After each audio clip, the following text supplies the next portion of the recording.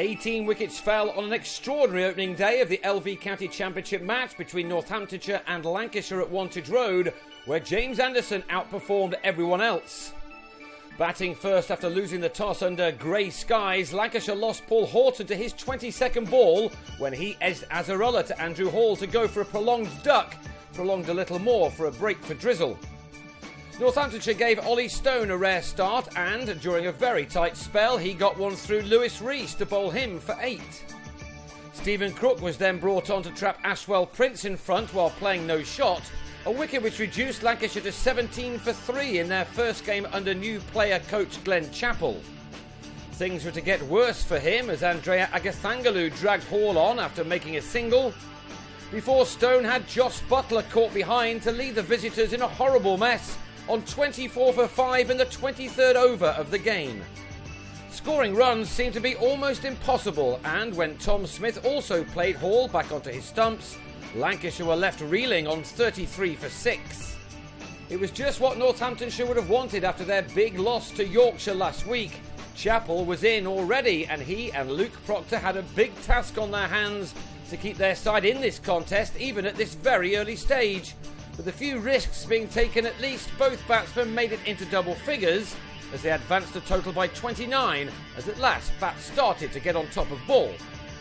Not for long though, Azarullah knocked out Proctor's off stump after he'd made 22, and Chappell on 26 miscued a pull off Crook into the hands of a delighted Northamptonshire captain, Stephen Peters. When Crook struck again with his next ball as Kabir Ali was also out on the pull, Rob Newton with the catch this time, Lancashire was set for a double-figure total on 80 for 9. Yet the visitors did eventually make it to 119, with the last pair of Anderson and Simon Kerrigan putting on the best stand of the innings. Indeed, Anderson ended up as the top scorer. He was bowled by Azarullah for 28, as Northamptonshire needed just 44 overs to get themselves on top in this match. But they found batting no easier themselves. James Middlebrook was bang in front to Chappell with just his 4th delivery as the coach of the team. Then a fired-up Anderson removed Kyle Kurtzer in the same manner before the bowler had a word with the outgoing batsman, who departed for 18 at 29 for 2. That soon became 34 for 3 as Peters turned a ball from Anderson to Kerrigan at mid-wicket, and 34 for 4 as Newton was bowled in the same Anderson over, the England man using the conditions to his advantage. Indeed, he and Chappell were at times unplayable. Next to go in only the 10th over of the innings was Hall, who edged Chappell behind on 1.